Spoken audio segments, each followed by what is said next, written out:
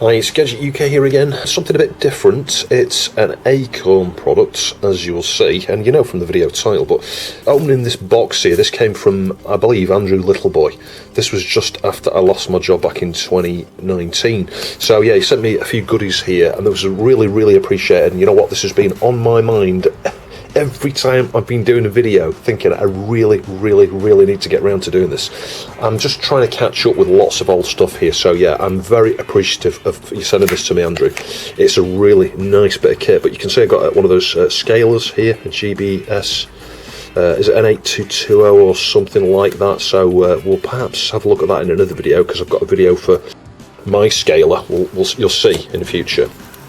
And we've also got IDE to SD adapter there. Don't know whether that works or not, but again, we'll have a look at that.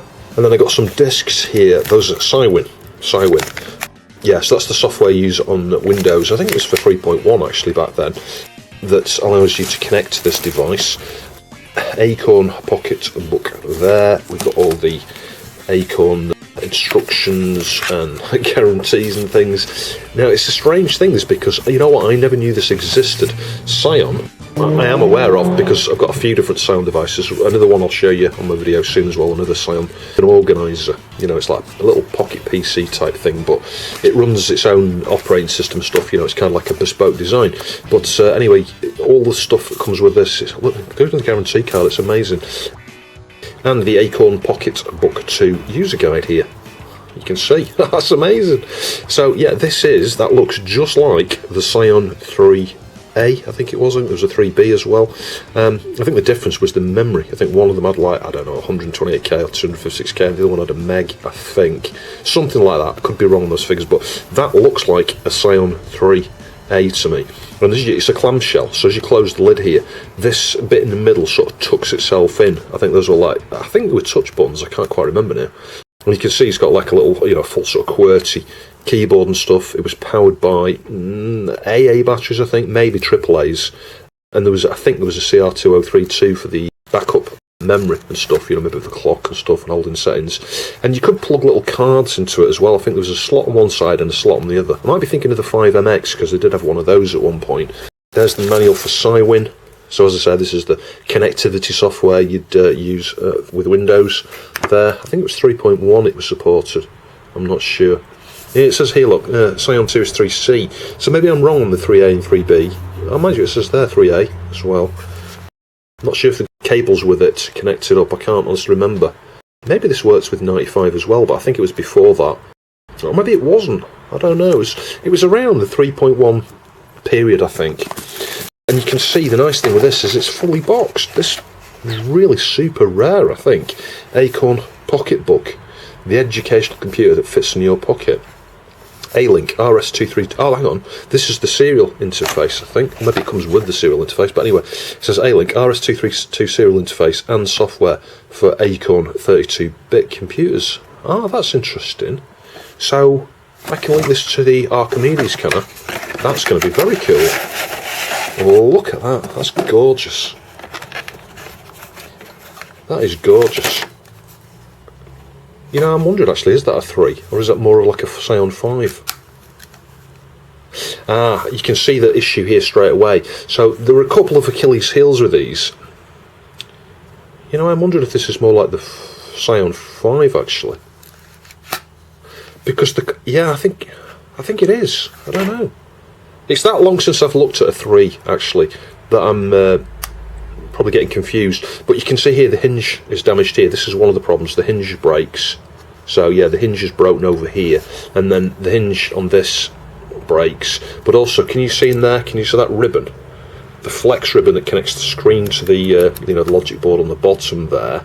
I think some of the logic might be on the top side as well, actually. But that flex ribbon, with the open and close of the clamshell, it fatigues and you get little splits. Some of the connections break. I think the most extreme example, and I fixed one for a friend many years ago. I fixed 3 or 4 of them actually around that time, but the one I fixed for a friend, it had completely severed all of the connections, and I joined every single one back up with a wire. and it worked okay. I don't know whether it still works today, but yeah, so we've definitely got a mechanical issue to solve there with a broken hinge. Not sure what we're going to be able to do about that, if anything. And as I say, I'm thinking it's more like the Psion 3, this actually, although I just don't remember the top of it looking like that. Maybe it did. Yeah, so the battery bay is here. Yeah, so it's 2 AAs, look. But I think there's a CR2032. I might be thinking of the 5MX and the you know, the later ones, but we've got a slot here, look, and as you hinge this, look, it pulls it out. That's nice, 128k flash. So that's probably, well, the flash gives it away. It's going to be like EEPROM type storage, so you can erase it without using a UV eraser. Now, you might not think that's the thing, but actually if you've got the Psion 2, which we'll have a look at in another video, you have little memory packs for those, and some of those you erase with a UV eraser. And we've got another one over here, look, that's where the battery goes. Maybe it's not a 2032. No, I think it says there lithium 1820, so it's smaller than a 2032 by the looks of things, 3 volts. Yeah, so it can have 2 memory packs. You know, you can have software on them, not just storage like that one. But you could have maybe a word processor, although this has got a word processor built in probably. But you could have some sort of, you know, apps. You could put apps on these cards, or you could buy them with an app, you know, on there, and install apps that way. So yeah, very cool. So we've got power connector around there. We've got the connectivity cable position here. You can see this. I remember this. Yeah, I had one of these. Again, this is branded. It's branded Acorn, even though it's from Psion. Very cool. So yeah, on this side here, what goes there? Oh, RS232 serial interface. So I'm not sure we've got the cable for that. You'd need the cable that plugs in there to connect it up to PC. But this is how, you know, this would connect. This would go in here. I'm not sure which way up it goes. It can only go one way probably. I think it goes that way actually. Yeah, like that. So you'd connect, you know, a serial cable from there to the PC, run your link software on the PC there, and be able to, you know, read all the contacts and things off it and transfer files and things like that. Very cool. I think actually I've got a Game Boy emulator that runs on this. I actually purchased it. It was one of the very early emulators you could buy, and I'm pretty sure I licensed it. I could be confusing myself and thinking about the Psion 5, but I am sure I've got a number of games and bits of homebrew that I licensed to run on this actually. I need to go and try and find where those are on backups and things.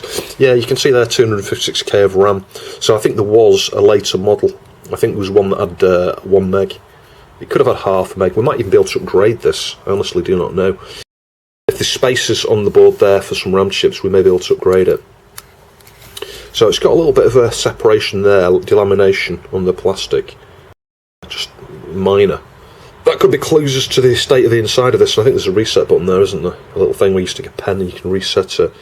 And that's an LED, I think. God, it's ages since I've seen one of these. So 16-bit multitasking digital audio system. Very cool. And also in this box while we're there, we've got a load of Amiga keys, look here. So yeah, those could be useful for fixing things. And what's this? A project case, I think. I don't think there's going to be anything in it, but yeah, little project case. So that's the sort of thing that perhaps you could fit something like this in. And mind you, it looks a bit big, but yeah, always useful, things like that. So I've got a couple of new AA batteries here. We'll give this a try. But as I say, there'll be a video on these. But you can see here, this is the predecessor, the Psion Organizer 2. And the way this worked is you pulled that out like that. And unlike the memory modules you saw there, you know, the cards, you've got them a lot smaller, you know, they fit in here. Let's see if this one's got one in it. Yeah, this has got 2, look. I've got some extra ones of these, so I've got a data pack, 16k. So yeah, if you take the lid off, I think these just clip apart as far as I remember. You could literally... Yeah, I don't want to do it now, I'll cover it in the video, but you can pull this out and you can see the chip, and either an EEPROM, an EEPROM, or a mask ROM. So those 2 are just for storage. We've got a 16k one and 128k one. Anyway, we'll have a look at that in its own video. So it should work, I think, without the button cell battery in there. The contacts look pretty clean, so I don't think there's any issue there. Just be interesting to see the state of this. Does it power on? Have we got corruption on the screen? Let's just make sure that's the right way it is, yeah. That's really tight there. Stick it in. Yeah, stick it in that side first. Let's just try it like that. Let's just see what happens. Let's hit the power on. Well, we had a beep. Yeah, so we've got no screen, have we? So, oh, there we do, yeah, hang on. Replace backup battery. Oh, this is bringing back so many memories. Yeah, sorry, battery cut me off there. So it's not a touch screen. I'm not even... Oh yeah, use the arrow keys. I was going to say, I'm not even sure how to use it. It's that long since I used this. You can install your own apps here, though. I did that. And you can write... I think there's like Basic or something. You can develop your own apps. I think it was something else. It was called like OPL or something, wasn't it? Because I developed some of my own app. There you go, program, OPL. I developed some of my own apps for this, like hex editor, hex to binary, binary to hex, a number of different converters, and I did the same on this actually. Believe it or not, I actually wrote a series of utilities on there for doing those conversions as well, and it was useful, really useful. There's a mic somewhere. It might be that. I might say that's a reset, and that might not be. That might be where the mic is, because you can record and use this as a memo. You know, recording reminders and things like that. Hence why it says digital audio system. So it must have used, I don't know, something like some sort of PCM format or something like that. It's in very good condition, other than obviously the physical damage to it. The main thing is the screen is okay. So you know what? It's probably just a damaged hinge. If I could find some way to fix that, I might see if someone like Dennis from Retro Game Revival, maybe he can 3D print me something. There may already be an STL or whatever it is, the design files for the hinges for this. I don't know. I just don't know whether it's something that people have targeted as a fix. So I think, do these work as shortcuts? I can't honestly remember what these do. Maybe that's not working. Honestly, don't remember. I thought these were buttons, but maybe they're not. Or maybe it's damaged by the whatever's happened to the hinge. Now I can't remember how you switch it off. So if I hold down that, it doesn't go off, does it? There must be a button for the green stuff. Is it the Acorn button, maybe? Yeah, it's that button there. That looks. I thought it was mic, but it's not. That's the Acorn symbol. So that's how you get the green things that are overlaid on the top here. So let's just switch that back on. So in theory, if we hold down that button and we've got contrast plus and minus here, we should see a change there. Yeah. Oh, went off then. Does it just go round? Yeah, it goes round. When you reach the top, it goes back to the minimum one again.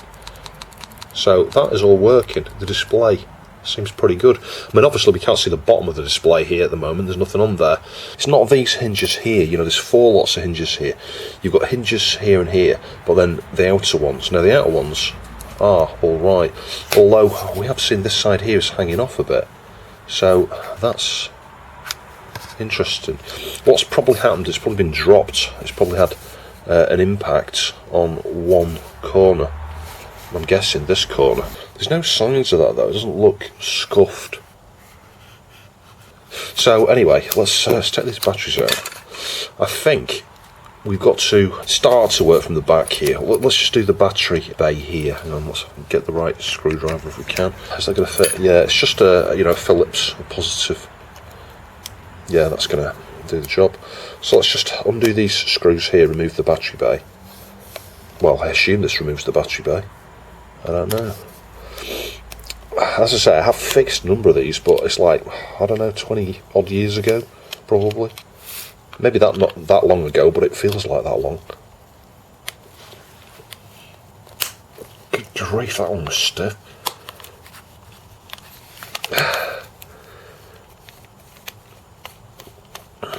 From what I remember as well, in order to, I think we might have to go to this level, in order to get this stripped right down to the bits you need to get access to, and we want to look at the motherboard anyway. I want to try and upgrade the RAM on this if I can. Might need to replace the ROM. It might be some jumpers, but also you need to replace, well, add some new RAM chips. But from what I remember, you've got to remove the keyboard. Let me just flip this up before I do that. This here, I remember this distinctly. It clips out. You need to clip, you know, use a spudger. You need to use a spudger around the outsides, but there's probably some screws first of all, and then this comes right off, and the keys come off, and then you've got the rubber contacts below that comes off, and then you've got the main PCB, and then there's obviously a number of flex ribbons connecting the screen up and stuff, and I think you have to unclip, again with spudgers, this top part here to get the screen out, but we may or may not need to do all or any of those things in order to get to the touch bar in the middle. And I've just checked, actually, as I said I would, and that bar with the little buttons on it in the middle is supposed to work. You know, you're supposed to be able to press the buttons. At the moment that's not working, so if anything, the ribbon might be damaged for that or disconnected as a result of the hinge breaking. So I need to get this out here now. Can you see? It's a little 2-pin JST. Let's see where the wire goes. The wire goes underneath that there. Oh, there we go. So, you know, worst case, I don't like doing this really. You could grab both wires and wiggle. There we go, pull it up. Yeah, that's okay.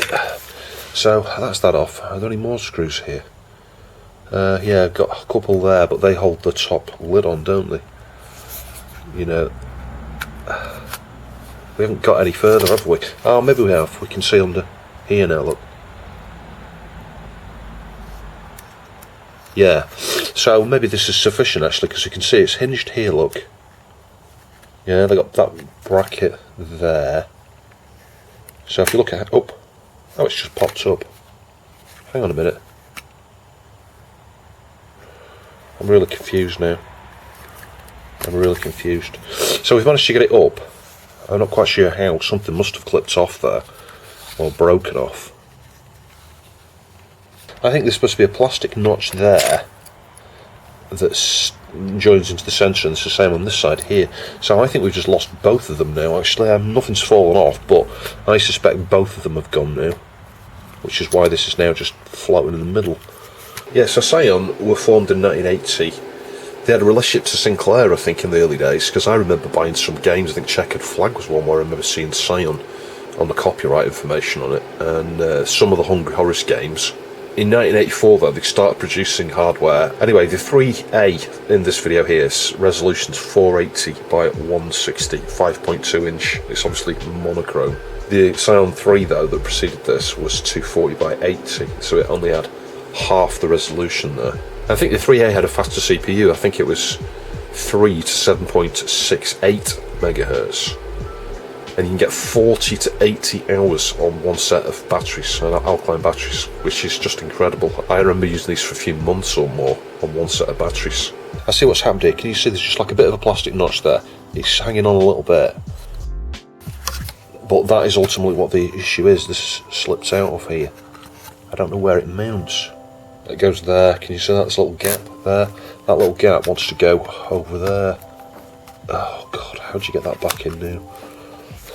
I remember these being fun, but not this fun.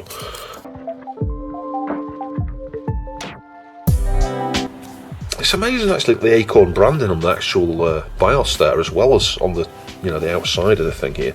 So let's just hold this, just see if I can press anything here.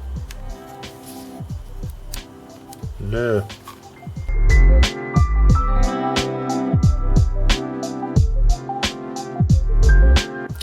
Yeah, with a little bit of investigation, you can see I worked out that one of the plastic notches here was into the cavity. It's actually come out, and if I show you down here now, you may be able to see. Now we've got a hole. You can see there's a hole. See that? Yeah, the hole here. So it's come out. Now we've got the same thing on the other side. Can you see? It looks solid there. So the notch is stuck in there on that side. If we can get that out, all we need to do is, well, a few things. Firstly, we need to straighten this up because it's got like a bend in the middle, but that might be natural actually, because if you look at it, can you see there's like a gap in the middle through here, so it might be designed to flex a little bit, but not that much, I don't think. But my point being is, if we can get these get the other one out of the hole like we have done there, here, then all we need to do is, in theory, if we can get this out, is put a screw through, just get a really small machine screw or something. I've got some, I'm sure, well, something like that, I don't know, maybe without the head, and stick a screw through each end that's just going to be big enough for that hole. That might be a sort of long-term lasting fix. It's just a question of how easy that's going to be to do and whether we can get the touch bar working at all. Anyway, I'll report back when I've tinkered a bit more. Yeah, there's a screw there, so let's get that out. I'm just going to remove all of the screws I can see. I need a smaller screwdriver for that. If you don't use the right size screwdriver, you will tear the head up. And on screws this small, it could be a nightmare trying to get them out if you did that. So that's that one out. Let's get rid of that. Yeah, I suspect there's going to be one under here because it says they're warranty void if removed. Yeah, and as expected, it's going to be the same position roughly on this side, and it is. I just literally pierced the warranty seal there, and you can see I've removed that screw. And as I've done that, can you see here, this has started to lift. Sorry, my nails need cutting again. I'll do them in a minute. By the end of this video, I'll have short nails. But you can see it's lifted a little bit, and that's all you need to be able to start to get under here, I think. If we just carefully edge into that corner there, obviously the more careful you are with this process, the better. There could be some little tabs here that are getting in the way, actually. I might need to go further afield like that there. Yeah, you can see that's I'm sort of in there now.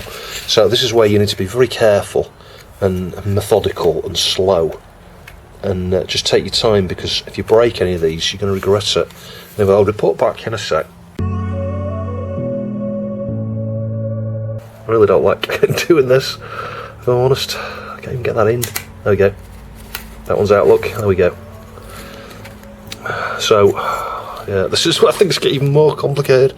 I need to just carefully inspect here and work out how this is hooked onto the edge up here now. I'm guessing I have to pull it this way, but if memory serves right, I think under here you've got like a leg that goes like that, and then one that goes like that, and they've got little bits that stick out on either one of them. So it's kind of like little hooks like that, if you like, on the underneath of this. So if you just pull it off, you snap the clips. So this is where I think you've got to like kind of like either massage it upwards like that, or kind of get the edges out here and then squeeze the edges upwards a little bit, just manipulate a little bit. Meanwhile, look down there to see if you can see what's going on. The other thing you might be able to do here is get this membrane piece out here. Now if I'm not careful, you can see that key's moved. The keys are little plastic keys that sit, oh, I'm falling off there, that sits over the little rubber thing. So pulling it out, you might lose loads of the caps and then have to stick more back on again. So anyway, I'll report back in a minute. Right, so I got this side out here just by bending it upwards and pulling it away. It's unclipped here, look. And I think we're just attached up here now. Same thing, just carefully lift that away. Yeah, you can see what I mean. Someone's been in this before, because there's supposed to be a little clip here. That one there's broken off. I'll check in there to see if it's there, but that's missing. The one on that side is there. So you could see what I meant when I was talking about those little hooks like that. One's there, one is missing. So now we've done that, let's just get that key back on here. So it was a right key, wasn't it? Oh, I can see this is going to be fun to put back together. And the shift, oh, everything moves around. Look, you move one and they all go. So yeah, I think I'm just going to just carefully try and lift this. I'm just going to use the craft knife here just to get under the edge, like that. Try and keep it totally flat and straight. Grab the left hand side, which you cannot see, like that. And obviously it's kind of stuck down a little bit. There we go. And very carefully move this somewhere and don't sneeze or drop it. Right, that's out of the way.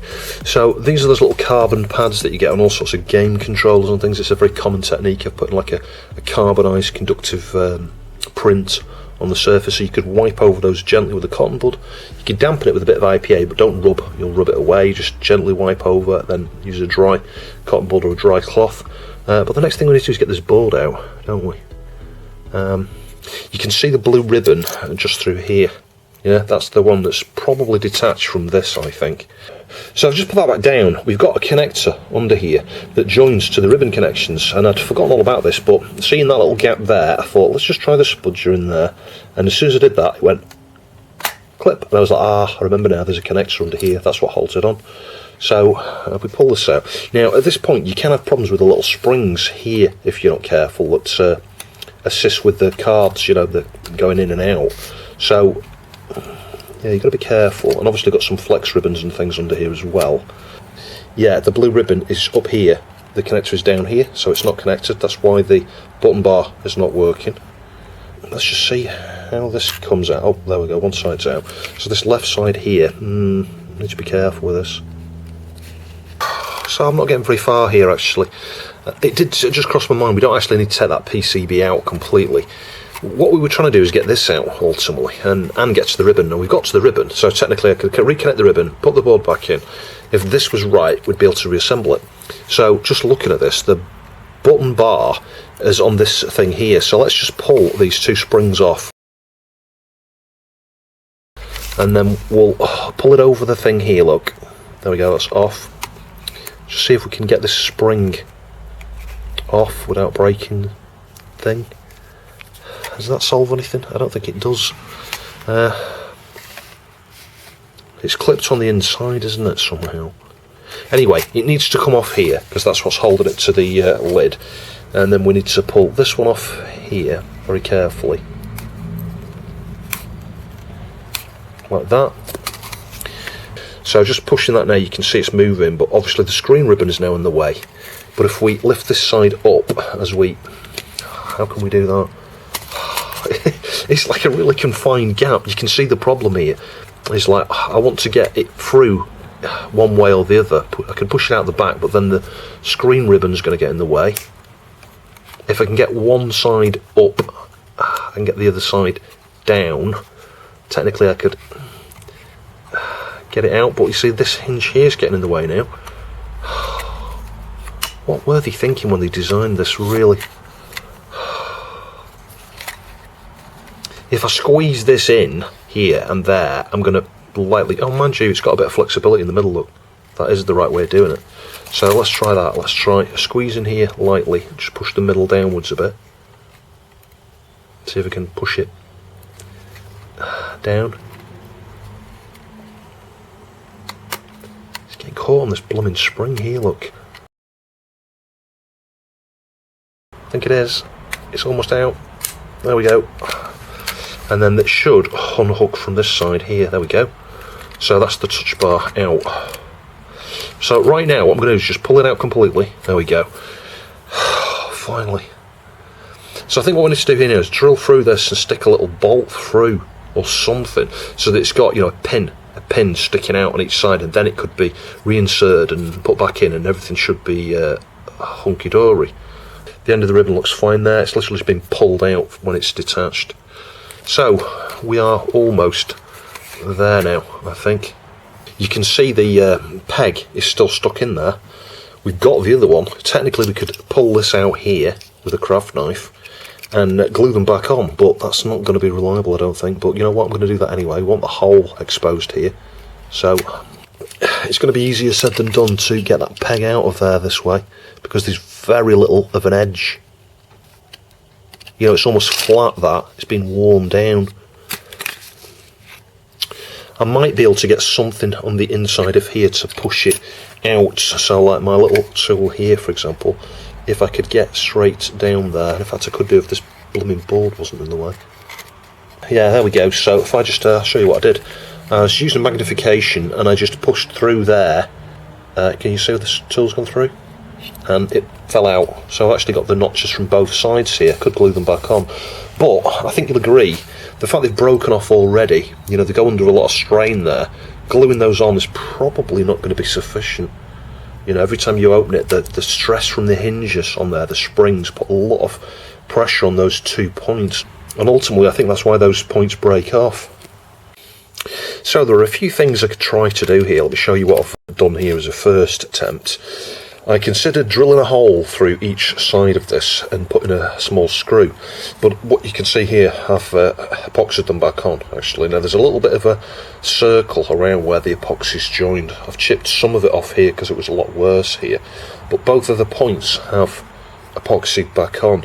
So I'm going to try that first. If those break off or they don't work, then I'll step up to, I don't know, sticking a pin or something through here. It's got to be obviously the right thickness, it's got to drill through here, and that's still got to be structurally secure.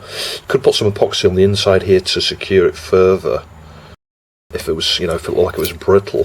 The other thing I've just done is just marginally widen these holes with the screwdriver just a little bit, because it's going to hopefully mean that this should rotate a little bit better without shearing straight off. But the force of the springs here, and the whole thing about opening and closing it, the pressure that gets put on that piece of plastic as it opens and closes, ultimately is going to dictate whether this works or not. And the epoxy is not making a great, well, what I would consider a really strong bond, actually. It's that type of plastic that glues and epoxies and things don't work very well with.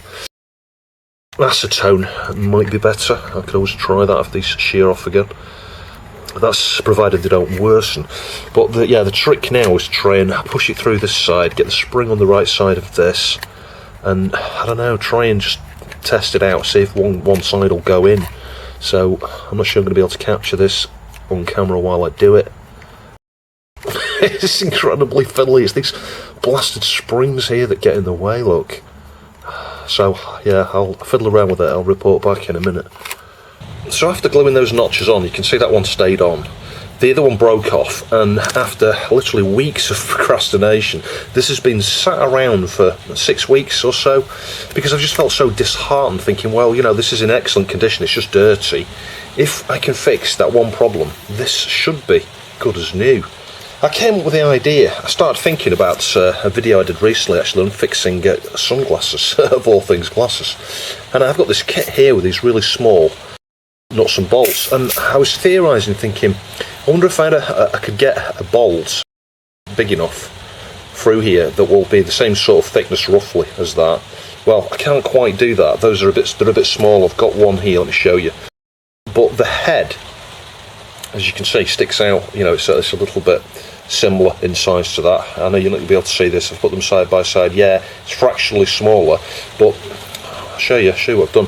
I've just worked out the best position to drill this. I'll put you on macro to show you this. Hang on. The cavity was here, so I figured it was going to be bang in the middle, but there's this line here. This line goes along here and it goes along there. So you can use that line as a guide for the centre, to get it right there.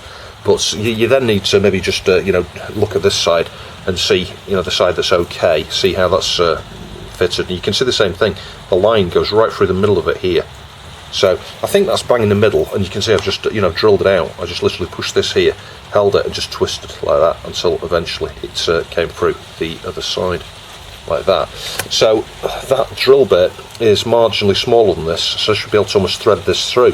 So I'm going to get my screwdriver and try and screw that in. But if you look at the thickness of this screw, the length of it rather, hang on, let's just try and align that. So the thing I'm not sure about is how much of this will be sticking out. It's really hard to try and show you.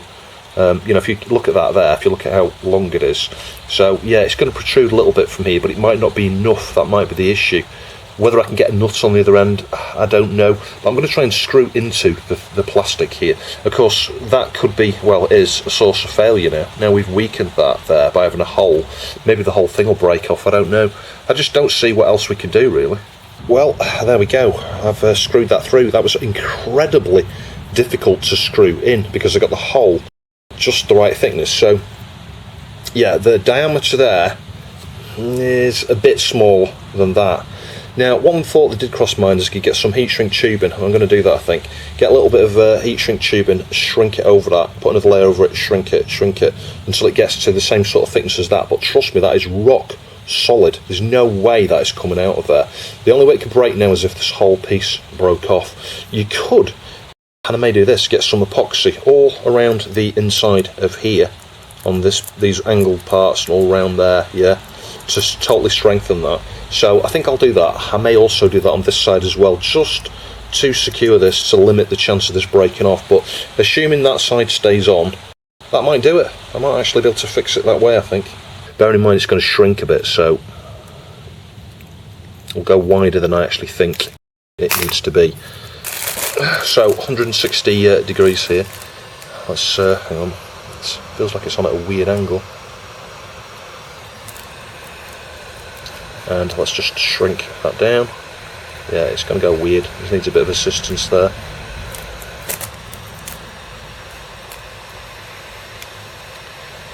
Yeah, this channel's full of bodgy things like this, but you know what? You've got to be creative in order to find solutions to problems like this, that is for sure. So, yeah, it may be one of those things that, whilst that's now approximately the thickness of that, it may need a little bit of mollycoat or something on there just to assist. But you know what, I think that's going to work. You could, of course, try and get the nut on the inside there, but you know what, that was so hard to screw in, I don't think that's ever going to be a problem. It's more likely to just break off, you know, at the point where it joins here. So I'm going to have to be very careful about how I reassemble this, that's for sure. So I'll try and show you how I've done this. This is incredibly difficult to do on camera. So you hold this bar here with either finger like that, and you see the middle. You can bend the middle upwards like that. There's a lot of flexibility, and that's what you've got to do to put it in. You've got to hold it like that as you push it in, so that the notches can slide into place. At the same time, you've got to try and have it this way up then, and try and massage it, again pushing in the middle, this middle piece here, to give you some flexibility. But you can see I've anchored it there and anchored it there. It's on. That's it. So the ribbon's not in the right place, not bothered about that, just close that down. What I want to do now is get these hinges back on here. You know, these springs here need to clip onto these. Now this is the bit where things could go bad. I'm not entirely sure how they go on, to be honest.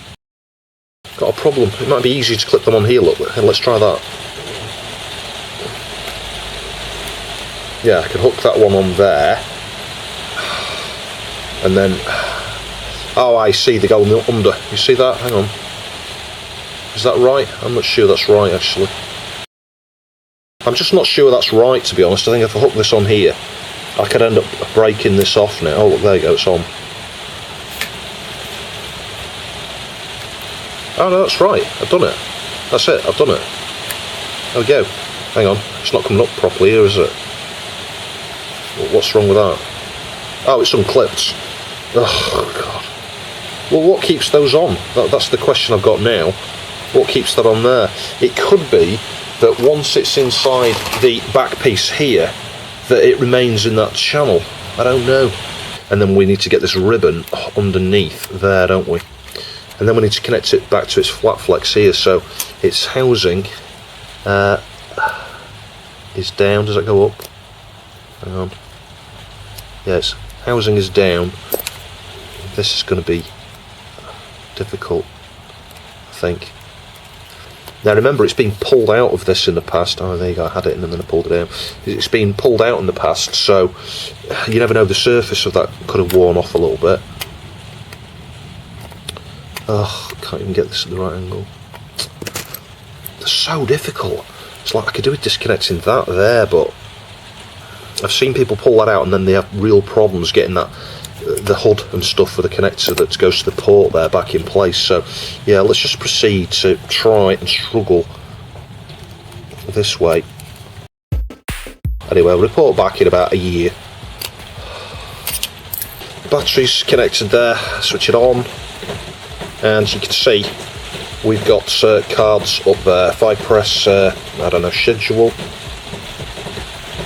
hang on, it's pretty hard to do because I'm meant to put incredible pressure. There you go, schedule, desktop, hang on, desktop. So it's working, woohoo! Just need to reassemble it. Hang on, how do you power it off? Function and that one. There we go, it's off. Disconnect the batteries. Yeah, so I just need to somehow try and reassemble this. Before I do that, I'm just going to just move this out of the way before I lose all these keys. These keys, if I'm not already mentioned, they're all individual plastic keys sat on top of the membrane. You can very easily drop this and lose them all, and then I have to reassemble it. Why isn't it closing all the way? Something to do with these springs here. The springs are not in the right place. Well, I'm really glad I filmed earlier on, because these springs would have been a nightmare to work out. This spring here, can you see it? It's going through the gap there. That's incorrect. What you've got to do is it needs bending. Oh god, this is really fiddly. See if you can use these ones. Might be a bit easier when it's at this position, maybe. Almost closed. You've got to bend this spring. Hang on, it's catching somewhere. Catching on the frame. Yeah, you got to bend this spring. It's got to be right up here. Yeah, I'll see if I can just do this one on camera.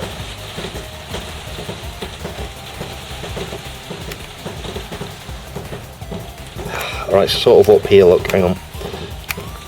Let's grip it. Oh my god. It's gonna go. Oh. Maybe if I stick it on first, right, I want to go right up here, like that, at the same time. Oh. Struggling to do it. Yeah, it wants to go right up here, into this corner, right at the same time as you get that hinge on there. I'm gonna have to try and do this soft camera. Right, the unaltered side went on really easy. So you can see, you know, this piece of metal here, the spring, I had to pull it right out into the slot there. This side, not so easy, because we've got the screw there, haven't we? So I trimmed off about 1.5mm off the end of the spring here, and it's still able to go right down to where the screw is in this little channel. So yeah, it will open and close. But I'm not going to do that until I've got this on, because this here will contain the spring. Yeah, once you've got this on here, and obviously you've got 4 screw points to go through there, and of course it's all just helps to make it structurally sound, so that the bars flex in the middle and the hinges come out, the springs pop off, etc. So the key now is to try and clip this back on, and then we need to route it through its little grommet. Well, it's not really grommet, it's got a cable thing on there, hasn't it? It's got a piece of heat shrink or something. Slide it into that little thing there like that, and then we need to carefully just try. What on earth's going on here? Yeah, that spring there's sticking out a little bit, look. And this is the thing, you see, this is part of the, there you go, part of the mechanism, if you like. It holds the springs in just the right position. So a little bit of micro adjusting. Need to make sure these battery contacts are right as well. And of course we need to get the keyboard back on, but so just notice one of the mounts is broken here. You can see there's a piece missing. I forgot where it's gone now, it's somewhere around here. Oh, there it is, yeah. So I found the mounts actually just on the floor. I was like, where's that come from? And it explains why one of the screws was still in the lid, so I've not lost any parts here. It's just I've discovered that mount's broken off. So anyway, we'll super glue that back down. So I need to now carefully just to squeeze that piece into position like that. There we go. Just press it. There we go. It's gone perfectly back where it came from. So I'll just leave that for 10 minutes. Not got any super glue on that side, I don't think. So I'll just leave that to dry. I'm just going to just wipe over this here. Not even using IPA. Those carbon pads, but the reality is, unless you've got a problem there, like from a spill or something, it's very unlikely to do anything other than just wipe over these like this, just to make sure there's no dust. Oh joy, I tried to move the camera cable for the charger, and as you can see I've pulled a load of bloody keys off here, so let's just, I don't know, try and move this. It's so blooming fiddly messing with this. You can see that arrow key's got squished. Yeah, some of these are going to be easy to reposition. Well, maybe all of them actually, because they're all different sizes generally. Got like a large one here, look, shift, that's going to be there. That one, the Acorn thing I think was down here. Make sure you get it the right way up, it'll bug you if you don't. That's going to be there. Technically that Z could go two different ways up. I don't like it. Right, hang on, let's stick that there.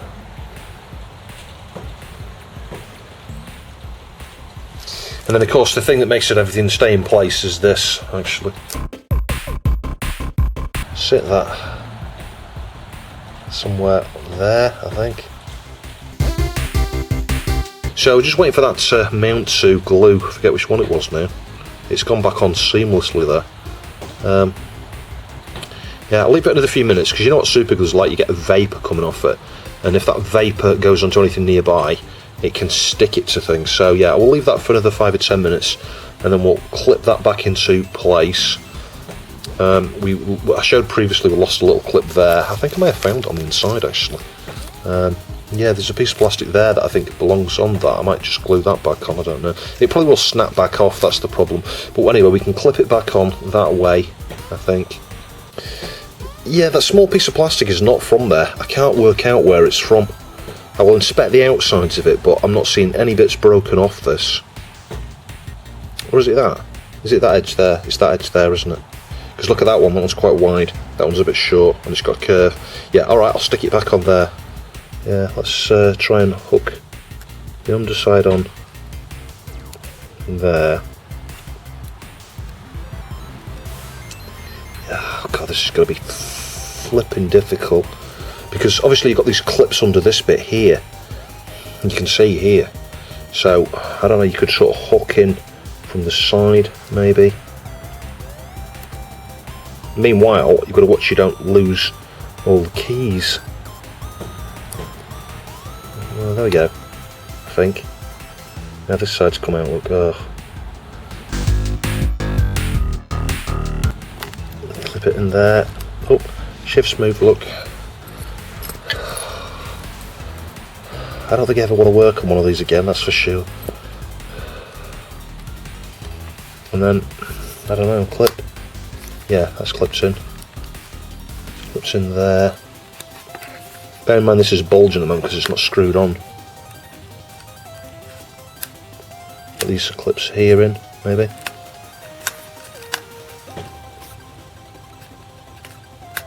Don't feel like they're going in the right place, do they?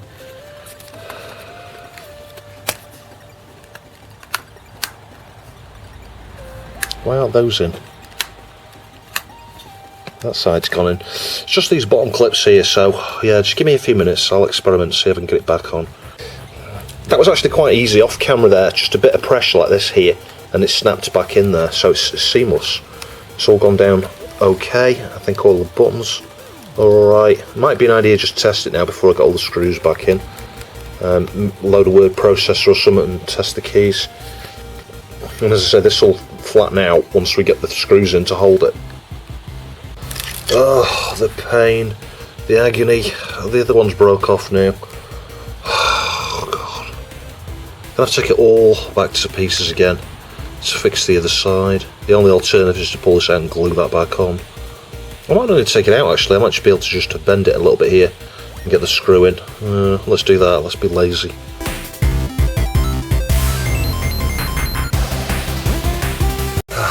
Right, let me just switch that fan off because it's really annoying.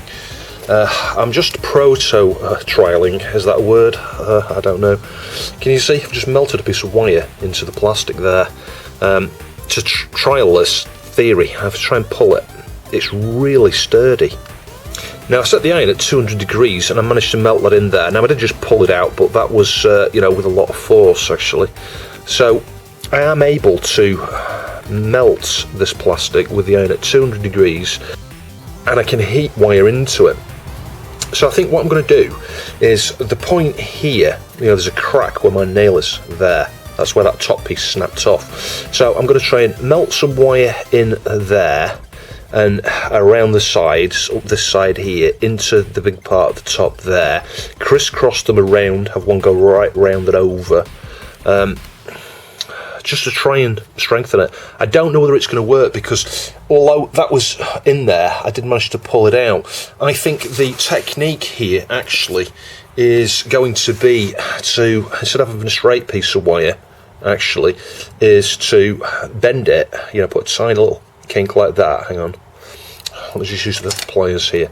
Get a tiny little angled bit like that. 90 degrees is better, or even back on itself like that. Yeah, does that make sense? A little hook, and melt that into it so that it won't just pull out.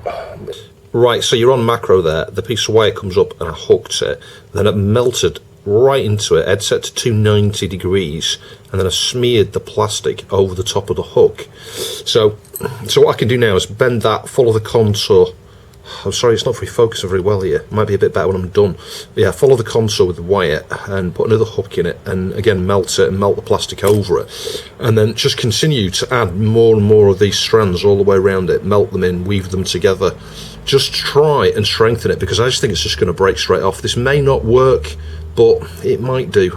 Let's stick a piece down that side next, maybe after I finish this one. So this is super time consuming, but this plastic does respond really well to heat. Obviously, you know, it's been moulded with heat. So yeah, other heat suggestions, post them down below. But yeah, when you've got a piece this small, it's not that easy. I did consider just using hot air, but then you heat up the whole area and it'll just go into a gooey mess. what you need is like focused heat. You could just use a really fine tip and melt the edges together, but I think by virtue of adding these bits of metal here, it may just strengthen it. And I'm just, melting the wire straight in. As I say, I'm getting a hook on each end. So like now I've got a straight end here. Under magnification, I'll turn that into a hook. I'll bend the end round and turn it into a hook, and then melt, pull it tight down and around, and then melt that into another location. Crisscross a few. So I've got, this is the second one. I've got one down at the bottom. I had one from the top, or sorry, the middle, I think, and then I'll do one from the top, and then one on the sides, and then one on this side, and then maybe a band all the way round, melt that in, all the way around the top bit, melt that in. I could even just then coat it with a very light coating of epoxy on the outside. Some filing or something may be required. I don't know. So what after feels like an eternity, I have welded into there several pieces of wire in different orientations. You can see a bit there actually. I'm just going to just melt that in because it's still showing. But I've done sort of down here, a few down that way, a few that way, a few that way, a few along that orientation. It may break again because the plastic in general is brittle, but having melted over the surface and melted that in there, maybe it'll be strong enough. These springs do put quite a lot of torque on those. That's the blooming problem. What I need to do now is get this back on, I think, because this kind of guides these so they don't slide off. Right, I need to get this back on, but I hope the touchscreen is okay, because obviously I've faffed around with this that much. Is that the right way around? Which way around does that go? That way. I think. Let's just push that on. Yeah, so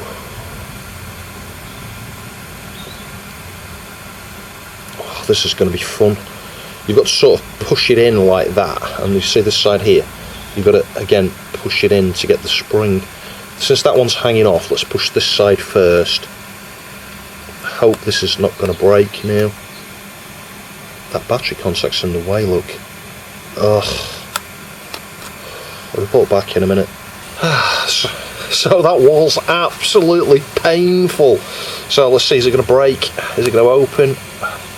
Woo! So you can see it's not quite as straight as it should be. Beggars can't be choosers. Beggars can't be choosers, seriously. The fact that that opens and closes and pretty much stays closed is remarkable. So I think I've achieved it. I am happy with that as an end result for that, I think. So let's get the batteries in, see if it still works. One battery there. Because this puts pressure on the hinge, so you know what? It could pop off any minute now. Does it go there? Yeah, there we go. So all back together. Let's try and open it up. You know what? I am happy with that actually. There's a little bit of glue or something there. I forgot how you switch it on already. Oh, there we go. Switched it on. Did I? I can't remember now. I think you've got to switch it on and then... Oh, there you go, it's coming on. So, haha, we have success. All my melty, wiry stuff fixed it. That is incredible. The reason it's slightly up here, I think, is either that I didn't get it lined up properly when I joined the piece of plastic when I glued it, or it could be the hole for the hinge. It could just be slightly out. It's raised up here versus there. But, as I say, beggars can't be choosers. Let's try these buttons. Cards. There we go. Cards works. Schedule. Time. Calc. Fantastic. I am so pleased with that. Because I honestly did not think I could get that working. Yeah, it does kind of stay open a bit there, look, but once it sort of sits there, it stays shut. But from that angle, you can see it opens, but from that angle, it's shut. Yeah, I mean, I could perfect that further. I could take it back to pieces. I could file the hole here just a little bit, and then that would sit down a little bit on that side. But, yeah, I think I'm just going to live with that as is. You can see as you close it, it doesn't go straight. Can you see that? If I just close that down, if you watch this here, there's more of a gap here than there is up here. But that is better than nothing, for sure. So obviously I got the 4 screws under the battery compartment there. That's really hard. You've got to hold it in place and then tighten them up, because the 2 springs there sort of push it away. Until you've got those 1 or 2 of those screws in, the springs can come out of position. But anyway, so we've got 2 more black screws to go in here. Now bear in mind, on the underside of the keyboard part, I glued one of these, didn't I? So I need to hope that that is going to go in okay. Let's just give this a try. Turn it the wrong way first so we get the thread. There we go. And then the right way until it stops. Do not over twist on these. The plastic is so fragile. Like, that's tight enough. In any case, that's gone in. So yeah, you can use either side here for the memory card. I assume they go that way up. Let's just see if we can fit that in there. Hang on. Do they go that way up?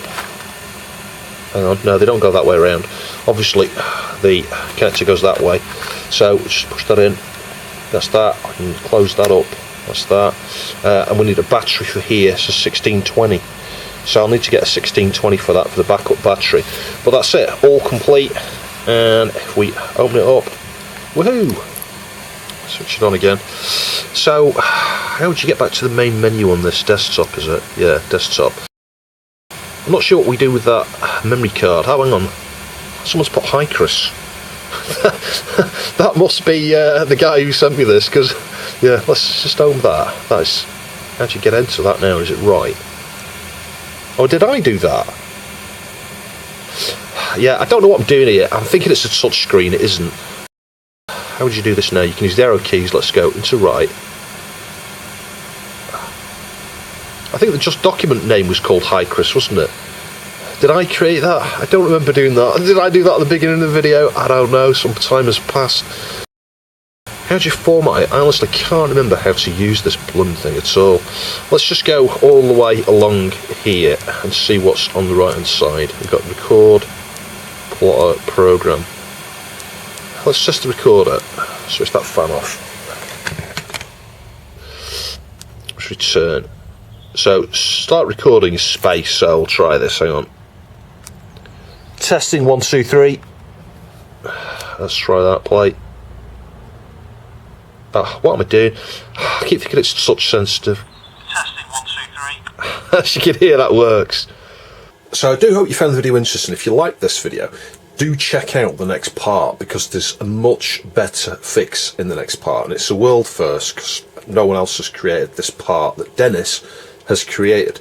And looking back at this, what's interesting to me is that I fixed it with the little pivot points, you know, sticking a screw through there. That worked. If I'd done both sides that same way, then it would have been 100% successful the first time I actually came to reassemble and test it. And when the hinge arm broke off later, that was obviously after fixing the second pivot point, so I could have got that right the first time round, as the point there. And then when I reassembled it with the hinge arm on, as you see here, it's working, but the blue flex ribbon is not taped into the connector, and that's an important point. I think originally it would have been taped on or glued in or something to ensure that when you flex it, it doesn't suffer any sort of movements, you know, with it opening and closing the case. As you'll see at the start of the next video, that's exactly what happens. The flex ribbon disconnects just after opening and closing it half a dozen times.